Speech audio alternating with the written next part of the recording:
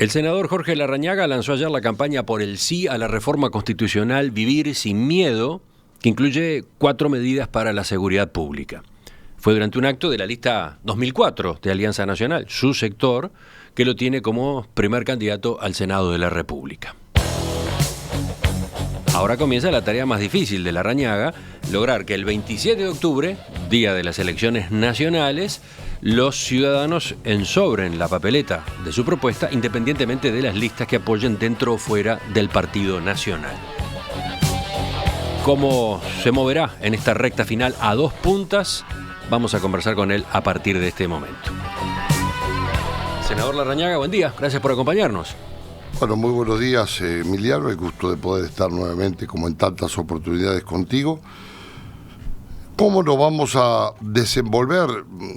Trabajando intensamente en la doble faz, vinculado a nuestro partido de cara a la legislativa de la primera vuelta del 27 de octubre, y también haciendo un enorme esfuerzo y trabajo que, por lo tanto, ya lleva más de 1 año y pico desde que empezamos el proceso de recolección de firmas, y que nos va a llevar a distribuir la papeleta en todo lo que podamos, más allá de que cada ciudadano va a tener la oportunidad, porque es mandato de la Corte Electoral, tener en todos los circuitos del país la papeleta del sí de la reforma. El oyente debe haber dicho, o algunos oyentes deben haber dicho recién, ¿cómo? ¿Otro lanzamiento de la campaña? Es que usted lo mencionaba, esta iniciativa, esta movida lleva ya 1 año y medio casi, ¿no? Y bueno, sí, otro lanzamiento más porque... ¿No ha sido demasiado largo este proceso? ¿Cómo evita usted la sensación de cansancio con esto? Y bueno, pero lo que pasa es que tuvimos todo un proceso de recolección de firmas desde el 23 de mayo del año pasado. Después, en diciembre, llegamos a las firmas, las tuvimos clasificando y después las presentamos en febrero. Uh-huh. Después nos tomó la campaña electoral hacia la interna, y ahora retomamos nuevamente con el tema de la reforma constitucional. ¿Y qué expectativa tiene? ¿Optimista? Nosotros tenemos una muy buena expectativa. Va a depender del comportamiento de la gente. Sí, claro. Yo tengo la sensación que más allá, y lo decía ayer, de la opinión de dirigentes, más allá de las estructuras partidarias, más allá de las candidaturas en los distintos partidos, la gente nos lo pide en todos los rincones en donde llegamos.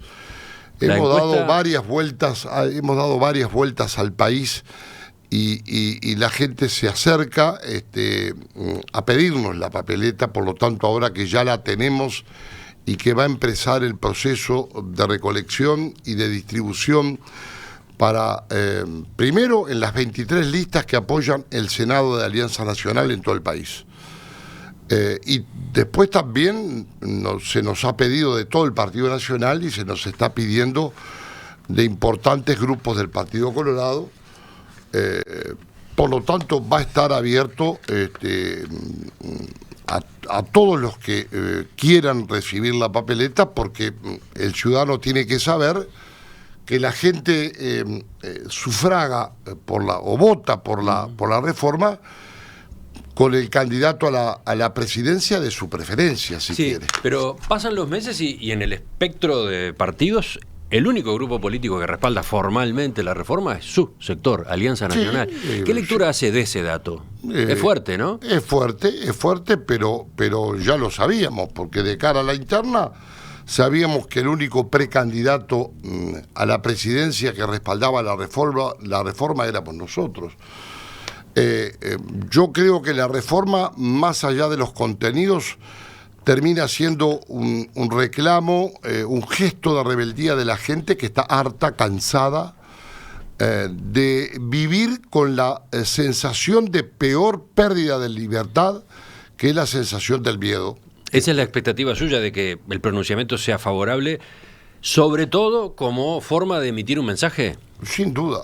Yo creo que la gente quiere reclamar. La gente hizo la revolución de la lapicera firmando, Y ahora seguramente va a ser la revolución del voto en las urnas, y eso se va a canalizar, se va a expresar, y en eso estamos confiando muy fuertemente. Ahora, además de esa frialdad, digamos, de partidos y sectores a la que yo aludía recién... La frialdad es hacia todo el sistema político y hacia todo el proceso electoral que estamos llevando adelante. Faltan 32 días y uno no ve la efervescencia que en otros procesos electorales existía en ningún partido. Y mire que yo soy un recorredor del país. O sea, para usted esta es una campaña distinta en ese sentido. Es atípica, es diferente, es bien distantemente diferente que en otras ocasiones. No tengo ni la más mínima duda de eso. Ahora, yo utilizaba esos términos refiriéndome a la actitud ante la reforma que usted promueve, la actitud de grupos y de partidos ante la reforma que usted promueve. Sí, porque se quedan en lo accesorio, y yo creo que los instrumentos que prevé la reforma sirven. Vamos a verlos enseguida, pero a dónde iba es a que aparte de ese ambiente político tan particular que la rodea, está la contracampaña, ¿no? Ahora la reforma tiene que lidiar con una contracampaña impulsada por varias organizaciones sociales, sindicatos y el Frente Amplio, una campaña que tiene como eslogan: el miedo no es la forma. ¿Siente esa resistencia? ¿Se está notando esa resistencia? La verdad que no, porque yo creo que el miedo no es la forma, es un juego de palabras. Realmente el miedo, ¿quién lo provoca? Quienes promovemos la reforma constitucional es un atrevimiento, porque estamos recogiendo nada más ni nada menos que un instrumento que está en la Constitución Nacional. El miedo lo provoca la delincuencia y los que pudiendo combatirla no lo hacen, que es el gobierno. Entonces, organizaciones que están al servicio de la contrarreforma, sí, pero también instituciones del Estado. La Institución Nacional de Derechos Humanos ya lleva el segundo pronunciamiento en contra de la reforma. Es una vergüenza. El primero no era formalmente en contra, pero lo insinuaba, y ahora acaba de conocerse el de fondo. Son activistas partidarios que usando un cargo conferido por el ordenamiento jurídico legal terminan llevando adelante un pronunciamiento que de última está en manos de la soberanía popular. Y otro tanto, lo tengo que decir con todas las letras y con toda la firmeza también, y con toda la dureza del caso, es la Universidad de la República. Ahí alude al Consejo Directivo Central, sí, porque que la Facultad de Derecho... Ayer manifestó su rechazo al proyecto, ya que su aprobación implicaría graves consecuencias para la seguridad pública y los derechos humanos. Eso es mentira, es una frase política electoral. La Facultad de Derecho no quiso pronunciarse. Y la Sagrada Universidad de la República, que todos defendemos, porque yo soy hijo de la Universidad de la República, de la Facultad Pública, de la Facultad de Derecho, soy doctor en Derecho y Ciencias Sociales porque me lo permitió la Universidad de la República, no tiene derecho a emitir un pronunciamiento de estas características. Y mucho más etiquetando la reforma de la manera como pretende hacerlo. Esto no es regresivo, esto no lesiona derechos humanos, esto no va en contra de ninguna institución. Me parece realmente lamentable el pronunciamiento de la Universidad de la República, del Consejo Directivo Central y de algunos integrantes que, siendo integrantes de un ente autónomo, no podrían estar llevando adelante declaraciones en materia política. Usted no solamente discrepa con estas dos comunicaciones, la de la Institución Nacional de Derechos Humanos y la del CDC de la Universidad de la República, sino que además, como acaba de decirlo, considera que son decisiones improcedentes. ¿Va a tomar alguna medida? ¿Piensa hacer algún tipo de reclamo, impugnación? Yo no voy a entrar en la espectacularidad de anunciar pomposas medidas que van a quedar en dónde. A 32 días de la elección. Pero sí quiero dejar fijada mi posición rotundamente contraria a este tipo de activismos políticos que contrarían la democracia republicana al utilizar organismos de alta consideración de la ciudadanía para referirse sobre una materia que va a ser consulta popular. Más temprano, cuando anunciábamos la entrevista, una oyente, Esther, mandaba este mensaje. ¿Cuáles son las 4 medidas? ¿Cuáles son los instrumentos que propone Larrañaga en esta reforma constitucional? Creo que conviene meterse en ellos y vamos a ir discutiéndolos a partir de los argumentos que están en el debate enseguida. Senador, ¿qué pasó que decía? Que el Frente Amplio no da el debate directamente sobre este tema, lo da en forma oblicua, ¿tá? Porque invitamos al presidente del Frente Amplio, Javier Miranda, a debatir sobre la reforma y no da el debate directamente. Lo da a través de estos organismos y a través de distintas organizaciones no gubernamentales. Decía en el corte que esto no es una reforma constitucional fruto de una reacción política de Jorge Larrañaga.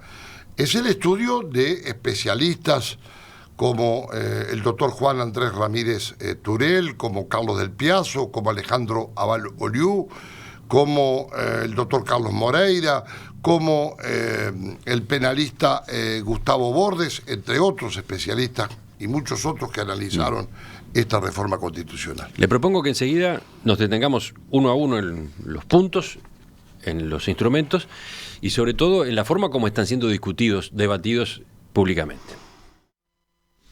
El senador Jorge Larrañaga lanzó ayer la campaña por el sí a la reforma constitucional Vivir sin Miedo, la que viene impulsando desde mayo del año pasado y que va a plebiscitarse junto con las elecciones nacionales el 27 de octubre. El debate es más amplio ahora hay incluso una contracampaña. Bueno, de eso es que justamente vamos a conversar en la segunda parte de la entrevista. Le decía, senador Larrañaga, está en curso esta contracampaña y en ella se manejan argumentos, se hace un contrapunto con la reforma que usted está promoviendo. Veamos, por ejemplo, uno de los temas que incluye la creación de esa Guardia Nacional con participación de militares. Dice el texto de la contracampaña: incorporación de 2.000 efectivos del Ejército para intervenir en seguridad interna. En primer lugar, la propuesta no explica cuál es el argumento que justifica que estas tareas sean llevadas a cabo por militares y no podrían ser realizadas por los efectivos del Ministerio del Interior. ¿Sobre eso qué dice? Bueno, digo que no entiendan nada, absolutamente nada, porque quien principalmente ha militarizado o ha intentado hacerlo ha sido el gobierno del Frente Amplio, cuando hace 10 meses creó la Guardia de Frontera, por la cual le confería funciones de policía a todas las Fuerzas Armadas en 20 kilómetros de la frontera, fuera de los centros poblados, que es 30.000 kilómetros cuadrados. ¿Y por qué con eso no alcanza? ¿Por qué también para otras áreas del país y para otras tareas habría que incorporar militares? Bueno, porque creo que el concepto de la doble fuerza, como en Europa, puede aportarle a la seguridad pública un elemento sustancial. Nadie puede, sin incurrir en tontería banal, casi lindante con la estupidez, decir que 2.000 integrantes de las Fuerzas Armadas pueden sustituir a las funciones de seguridad pública desempeñadas por el Ministerio del Interior, que tiene 32.000 efectivos policiales. Entonces, se trata de una segunda fuerza que colabore en determinados procedimientos en la coordinación de los ministerios y del Poder Ejecutivo. A mí me parece que es utilizar recursos humanos que están disponibles, que tienen una idoneidad que en la preparación de un policía que lleva 6 meses y lo largan con un uniforme y una pistola, pueden fácilmente reconvertirse. Esa es una de las claves. Esos efectivos ya existen, ya están, ya forman parte del presupuesto nacional. Le voy a decir más. En el año 2011, por decreto del presidente Mujica, se permitió pasar militares a la policía y pasaron más de 300 y se desempeñaron correctamente y no pasó nada.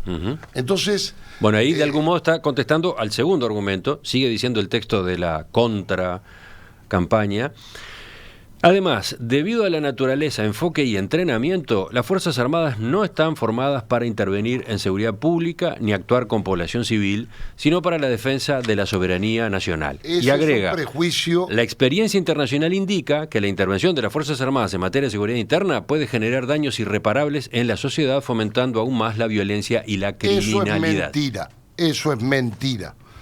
Me hago cargo de lo que estoy expresando. Eso es mentira porque acogen el ejemplo de México y de Brasil. En México, López Obrador, de izquierda, quiere armar una Guardia Nacional de 160.000 efectivos militares. No tiene nada que ver porque la situación de México muchos la conocen y esta gente la conoce y la pretende asociar al Uruguay. No tiene nada que ver. Y Brasil es distinto porque se encomendó las tareas de seguridad a las fuerzas militares. Entonces, que no mientan, tienen que decir la verdad. Y que me digan a mí que no están preparados, bueno, ya lo contesté en la pregunta anterior, cuando se demostró claramente que personal que tiene conocimiento en armas, que tiene conocimiento y aceptación de principios de disciplina, pueden perfectamente, recibiendo adiestramiento policial, reconvertirse. Ahora, no es solo esta comisión. Ya han cumplido funciones de policía en el Congo, en Haití, en misiones de paz. Que no me vengan a decir que no. Ahora, no solo esta comisión se opone a esta medida, también Guido Manini Ríos, ex comandante jefe del ejército, líder de Cabildo Abierto. Yo lo he discutido con Manini Ríos. Dijo, tiene por una ejemplo, concepción por contraria. ejemplo, propone una Guardia Nacional y ya existe una Guardia Republicana de alcance nacional. Se generarán situaciones complejas porque va a haber dos guardias nacionales, además de que a la Guardia Militar se la transforma en policial y no es lo mismo. No tiene nada que ver porque está hablando de la republicana y no van a haber dos guardias nacionales. Yo lo discutí con él en una oportunidad como un par de horas y él no entiende de que esta es una forma de rejerarquizar a las Fuerzas Armadas contra los prejuicios ideológicos que hay en buena parte de la sociedad y en la izquierda. Y él es víctima también de ese prejuicio ideológico, porque obviamente no puede salir a apoyar una iniciativa de esta naturaleza siendo militar. Ese es el problema que tiene el general Manini. ¿Usted lo discutió con él, decía? Sí, lo discutí hace un año y pico. Yo fui a su casa, estuvimos hablando sobre este tema. No participo y no estoy de acuerdo con su posicionamiento porque de última el comandante en jefe de las Fuerzas Armadas es el presidente de la República por Constitución Nacional. Entonces tampoco me sirve que se argumente de esa forma porque ni yo quiero entrar en una suerte de deslegitimación de la policía, ni acepto también que se entre en el camino de la deslegitimación de las Fuerzas Armadas. Yo me parece que hay gente capaz, hay gente idónea, que con un proceso selectivo puede perfectamente prestar en todas las guardias de Europa. Usted ve en las principales ciudades de Europa, ve efectivos militares con tanquetas en las plazas públicas, en prevención, en disuasión y con mecanismo, con armamento militar. Cualquiera puede entrar desde cualquier computadora, desde cualquier punto del país. Sigamos con otros puntos de la reforma. Vayamos al artículo primero. Agrégase al artículo 11 de la Constitución el siguiente inciso, 2 puntos. No obstante, la ley podrá regular el allanamiento nocturno para los casos en que el juez actuante tenga fundadas sospechas que se están cometiendo delitos. Habilita la reforma que usted promueve el allanamiento nocturno, algo que hasta ahora está directamente prohibido. Desde 1830, en la Constitución de 1830 pusieron esta antigüedad que ya está obsoleta en todos los países del mundo. Hoy fiscales dictan las órdenes de allanamiento. Lo quiso hacer Bonomi en la Ley de Procedimiento Policial en el año 2012. Pero por favor, hay más garantías en el allanamiento nocturno que impulsamos que en los allanamientos diurnos que actualmente se imparten. Dice justamente el texto de la contracampaña, La propuesta no garantiza el respeto por la integridad física de los ciudadanos que están dentro y alrededor de los domicilios a allanar en la noche, ni tampoco la de los efectivos encargados del operativo. Eso es un lengue absurdo, es un amontonamiento de palabras. ¿Cómo no va a garantizar si se necesita orden escrita de juez competente y cuando se den los extremos de fundadas sospechas para ingresar en un hogar donde se están cometiendo delitos? Y por supuesto habrá que haber y poner gente especializada en la materia. Pero la legislación comparada en el mundo va hacia un lugar y nosotros nos quedamos anclados en 1830. Pero que agudicen la imaginación porque realmente no entienden nada. Es como el asesor del candidato Martínez que dice que en determinado momento sí, se podría allanar de noche, porque son evidentes bocas de pasta base. No entiende nada desde el punto de vista jurídico y no sabe nada porque esta gente que son narcotraficantes, que andan en el menudeo de la droga, basta que pongan una cuna de bebé, una cama, para que cualquier abogado medianamente despierto invalide el allanamiento. Entonces es necesario, esto va a tener la garantía del poder legislativo para defender esta medida. Pasemos a otra de las medidas, la tercera, la que establece que no serán aplicables los institutos de libertad anticipada, libertad vigilada y vigilada intensiva, ni ningún otro beneficio liberatorio o sustitutivo de la privación de libertad en los casos en que las personas hayan sido condenadas por determinados delitos. ¿Cuáles son esos delitos? Delitos graves o gravísimos, por ahí mismo lo dice. No son cualquier tipo de delitos. Esto no coarta ningún principio de rehabilitación de la pena. ¿Usted ha visto rehabilitación hoy en el sistema penitenciario uruguayo cuando de cada 10 presos 6 vuelven a reincidir? Enumero los delitos que están previstos. Bueno. Violación, abuso sexual, rapiña, copamiento, extorsión, secuestro, homicidio con circunstancias agravantes especiales y con circunstancias agravantes muy especiales, trata de personas, delitos de tráfico de estupefacientes previstos en los artículos 30 35 bis del decreto de ley 14294. Bueno, se justifica plenamente que ahí cuando el juez diga 5 años, 6 años, 7 años, se cumpla integralmente. La pena tiene la rehabilitación. Entonces, ¿qué principio humano se está vulnerando? Pero digo, ¿qué nueva tesis ahora constitucionalista de supranacionalidad se está queriendo esbozar como para denostar este tipo de instrumentos? ¿Por qué alude a la supranacionalidad? Porque esa es otra tesis en donde poco menos que se sostiene que la Constitución está sujeta a la supranacionalidad de los tratados internacionales, y eso es otra argucia a la cual se acude. Pero volviendo al cumplimiento de las penas, en este elenco de delincuentes que tengan penas, que cometan delitos de esa naturaleza, ¿alguien puede entender de que está mal que no cumplan las penas y que se beneficien de instrumentos liberatorios? Mire, Pablo Goncalves, triple homicida, condenado a 30 años porque en ese momento no existían las medidas de seguridad eliminativas, pagó con 23 y salió de la cárcel sin tener un solo informe que probara su rehabilitación. No puede ser eso. Dice el texto de la contracampaña: las cárceles uruguayas están en condiciones deplorables e inhumanas. Diariamente se violan los derechos humanos de las personas privadas de libertad. La superpoblación, el hacinamiento y la violencia hacen imposible la reinserción de las personas, aumentando los índices de reincidencia delictiva. Se genera lo que los investigadores sociales denominan puerta giratoria, un fenómeno constante de ingreso y egreso de la cárcel.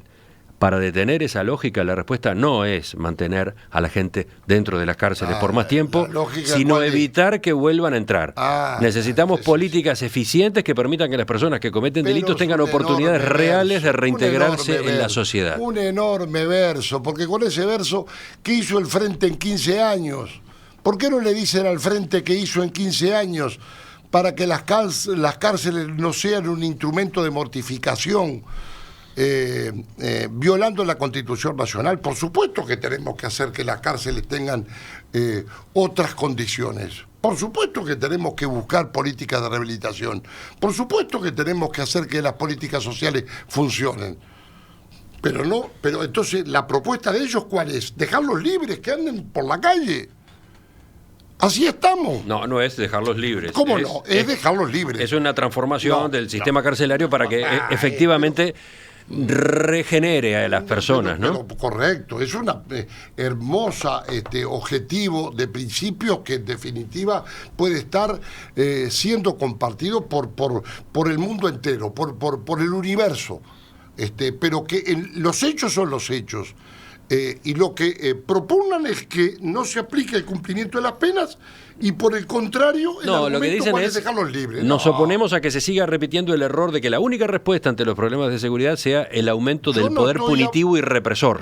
Eso es lo que me hacen decir a la reforma. Yo no estoy hablando de eso. Yo estoy hablando de que son necesarias concomitantemente, que no están por supuesto en la reforma, que se pueden hacer por cualquier gobierno. Las pudo hacer el Frente y no las hizo. Las políticas de rehabilitación. Las políticas de prevención, de disuasión, pero no se practicaron. Las políticas sociales conducentes a... Ayer yo decía en el acto de lanzamiento, no hay nada más revolucionario que el pizarrón de una escuela. Por supuesto que sí, pero que no se venga con el facilismo absurdo y tonto de decir que porque las cárceles son un desastre, sí, vamos a tener que ponerlas en línea, porque el relator de Naciones Unidas, cuando vino, nos dijo que el sistema carcelario uruguayo era una vergüenza, pero no por eso vamos a no hacer que los presos y que los condenados cumplan las penas. Eso es lo que establece la medida que veníamos analizando recién. Y después hay otra, la cuarta, que para ciertos delitos lo que introduce es algo más grave aún. La reclusión permanente revisable. Sí, la reclusión permanente revisable. El que luego de haber cometido el delito de violación o abuso sexual sobre un menor de edad cometiera el delito de homicidio contra la misma persona, será penado con reclusión permanente. La misma pena se le aplicará a aquel que cometa homicidio muy especialmente agravado, de acuerdo a lo establecido por el artículo 312 del Código Penal en su numeral 2, o el homicidio muy especialmente agravado previsto por el artículo 312 del Código Penal, numeral 6. La imposición de esta pena importa la privación permanente de la libertad hasta la rehabilitación comprobada del mismo bajo un régimen especial de cumplimiento que se rige por... Bueno, y ahí aparecen las disposiciones. El Tribunal Europeo de Derechos Humanos, que es similar al de América, ante muchísimas apelaciones del Servicio Jurídico de Presos que recibieron esta condena de reclusión permanente revisable, falló que era compatible con los derechos humanos y con la dignidad. Esta legislación está en muchos países de Europa, está en Chile. En Chile, con gobiernos de izquierda de Bachelet, con pena de reclusión permanente revisable a los 40 años. Está en la Argentina. Entonces, si frente a determinados delitos ayectos, realmente repudiables, abuso sexual, homicidio, violación y posterior homicidio, sicariato o homicidas múltiples, donde revelan una psicopatía criminal que hace que esos sujetos no son rehabilitables, no les imponemos una pena de exclusión de la sociedad. Bueno, yo creo que estas medidas no son de izquierda o de derecha. Se ha intentado en un facilismo dividir esta suerte de iniciativa metiéndole una etiqueta, pero lo concreto es que no se animan a debatir. Hemos ido a todas las instancias con nuestra gente a debatir que se han organizado y en algunas no nos invitan porque no quieren escuchar nuestra argumentación. Es polémica. Usted sabe. Usted todos sabe. Los cambios son polémicos.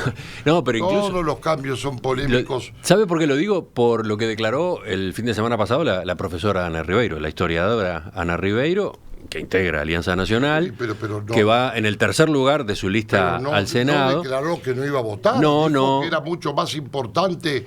Matizó mucho su posición. Dijo, es clarísimo que es solo uno de los múltiples aspectos que la inseguridad requiere. Hay que disuadir al delito en su avance en la territorialidad porque le sustraen el control al Estado.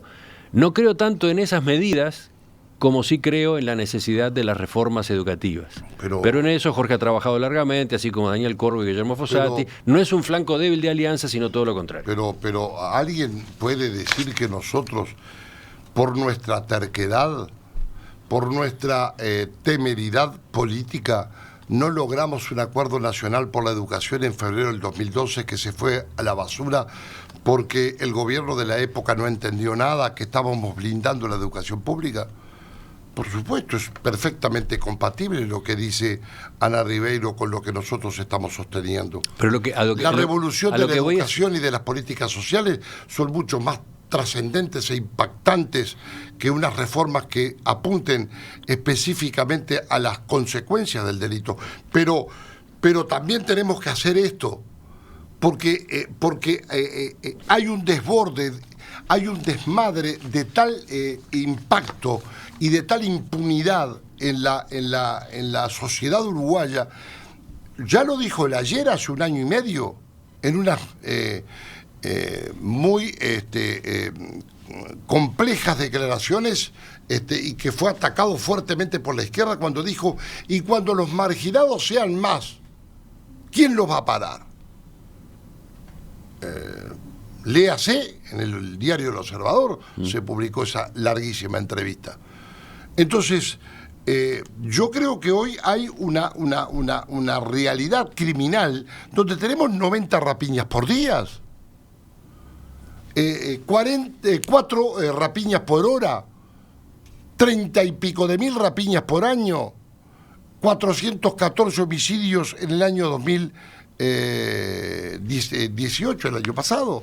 Es decir, hoy tenemos el narcotráfico, se les escapó Moravito de la jefatura de policía caminando.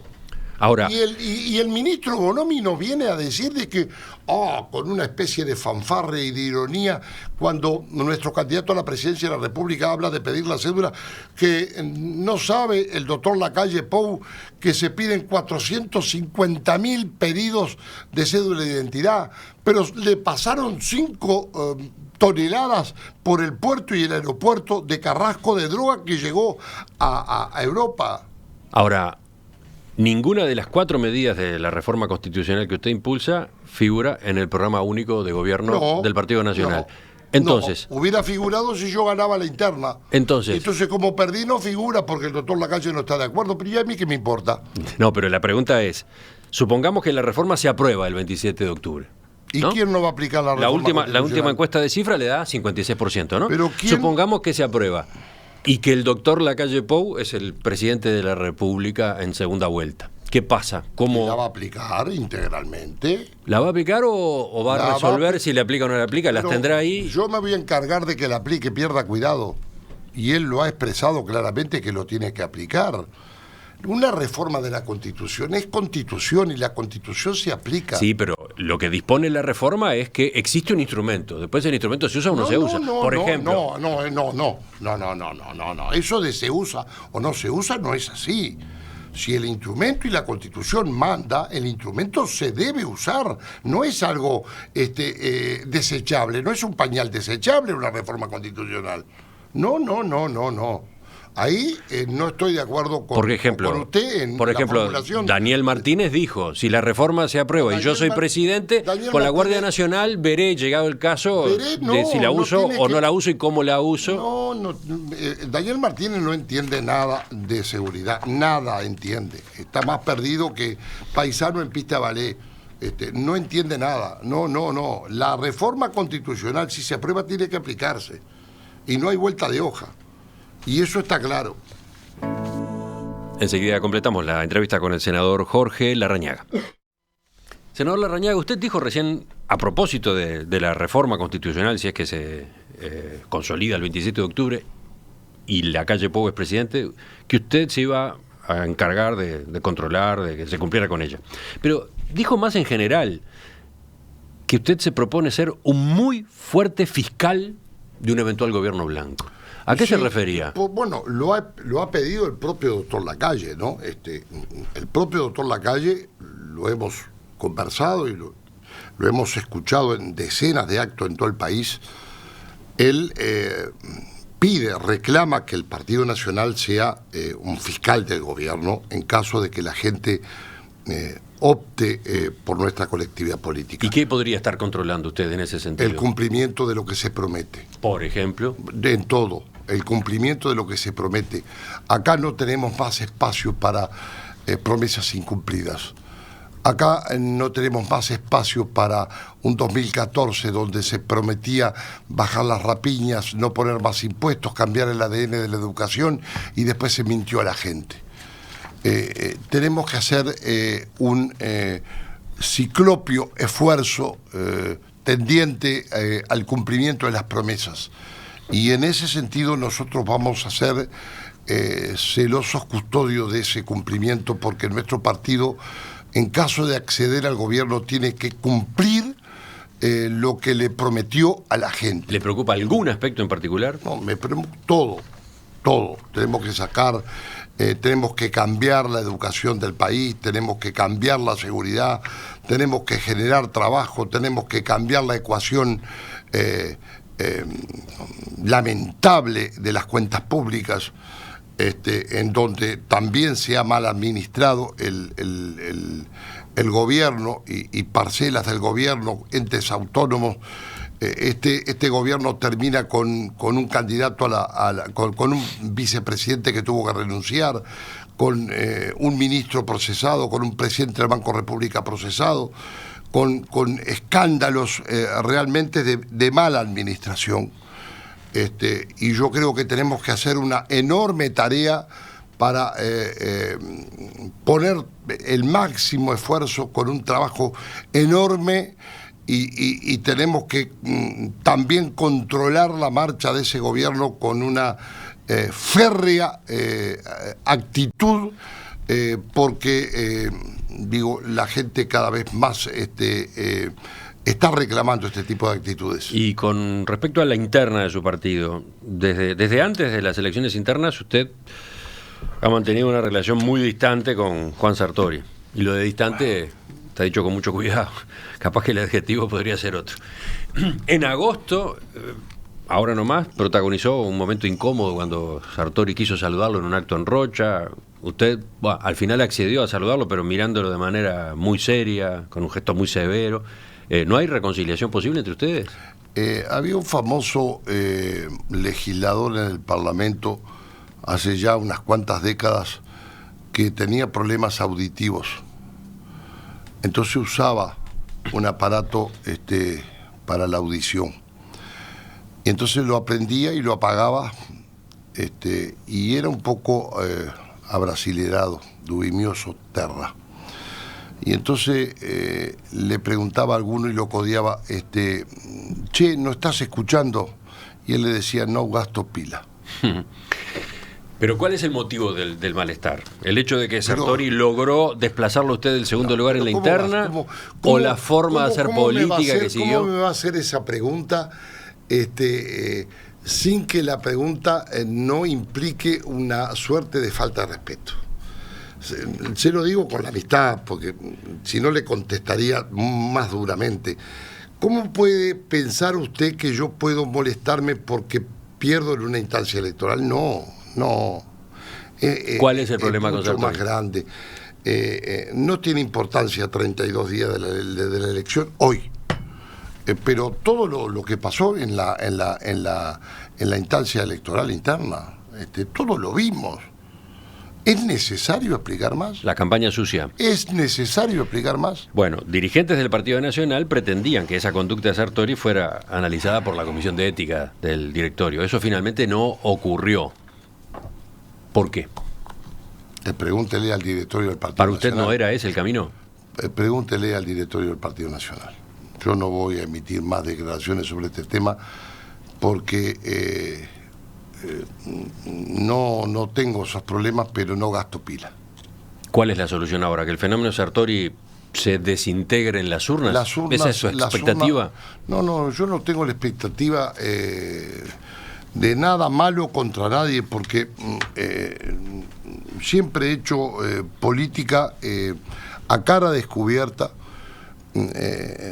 Yo no he tenido caudillos, salvo Wilson Ferreira Aldunate.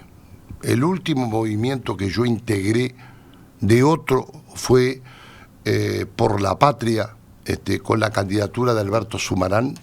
Después que salí de intendente de Paysandú con el mono al hombro, formé un movimiento y he sido todo lo que soy, poco, mucho o nada, según algunos, por mi propio esfuerzo. ¿Da? Entonces, yo soy hijo de las urnas, no he tenido herencia, he luchado siempre y voy a pelear siempre, y cuando la gente diga no, me voy para mi casa y asunto arreglado. No, pero mi pregunta era a propósito de Sartori. ¿Las urnas se encargarán de ubicarlo? ¿Cuál es su expectativa en ese sentido? Porque a usted no lo hace muy feliz la convivencia con Sartori dentro del partido. Las urnas mandan, y bueno, veremos el mandato de las urnas. ¿Se imagina trabajando con él en el Senado, codo a codo? Las urnas van a mandar. ¿Usted tiene un pronóstico con respecto a la votación? No, de yo Sartori? no tengo ningún pronóstico. Yo no tengo problemas con nadie, salvo que Bueno, se practiquen, salvo que se practiquen determinadas actitudes con las cuales no transo. Y no hay vuelta de hoja. Con determinadas cosas y con determinados principios no se puede transar.